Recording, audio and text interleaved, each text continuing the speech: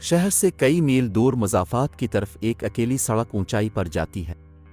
इस सड़क के अतराफ में लंबे लंबे दरख्त ही दरख्त है, बहुत ही पुराने और कदीम दरख्त, बड़े पुरस्रार।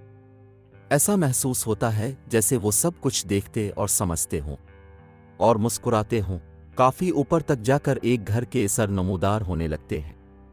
घर नहीं, एक बड़ा सा महल, ग्रीन पैलेस, बहुत पुराना, हजारों गज के रकबे पर फैला हुआ ये घर बिल्कुल खाली है। शायद हमेशा से इसमें कोई नहीं रहता है। बहुत सख्त सर्दी थी, शदीद। इतनी सख्त सर्दी शायद 150 या 200 साल पहले कभी पड़ी थी। मुझे ठीक से याद नहीं आ रहा था। मैं काफी फेंकते हुए याद कर रहा था। इतनी सर्दी थी कि मेरे लंबे लंबे ड्रैकुला को मात देते दांत बाकायदा बज रहे थे। पुराना, कदीम, हजारों के रकबे पर फैला हुआ मेरा भयानक हांटेड पैलेस हसन मामूल अंधेरे में डूबा हुआ था। इस बड़े से गार्डन और पैलेस में सिर्फ एक फर्द रहा करता था।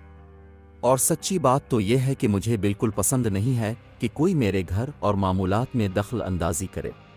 वैसे तो मुझे सर्दियां बड़ी पसंद है। सर्दियों में देर तक जाग कर टीवी देखना और काफ़ी पीना मुझे बड़ा मज़ा देता है। उस वक्त में बड़े अच्छे मोड में अपने 2 फुट लंबे मग में काफ़ी बना रहा था। अभी मेरा पसंदीदा TV show dinner with the devil शुरू होने ही वाला था। ये मेरा बहुत फेवरेट शो था और मैं सारा दिन उसका इंतज़ार करता था कि अचानक मेरा सारा मूड गारत हो गया। पैलेस के बड़े से सिया गेट को खोलकर कोई अंदर दाखिल हो रहा था। मैंने बालकनी से नीचे झांका। लंबा काला कोट और फुल बूट पहने वो कोई नौजवान लड़का था। उसने हाथ में पकड़ी टॉर्च जला रखी थी और गार्डन का जायजा ले रहा था। मनहूस कहीं का, मेरे मुंह से बेइख्तियार निकल गया। ऐसे टॉर्च की लॉक मार मार कर मेरे महल का जायजा ले रहा था जैसे इसके बाप ने ये जायदाद इसके नाम लिख दी हो। ठहर जा बेटा, तुझे मज़ा चखाता हूँ, मैं बड़बड़ाया।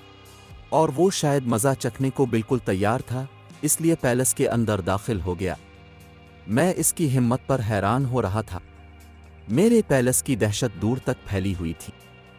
लोग दिन में भी उसके करीब तक से गुजरते हुए भी डरते थे। रात में तो उसकी खौफनाकी कई गुना बढ़ जाती थी।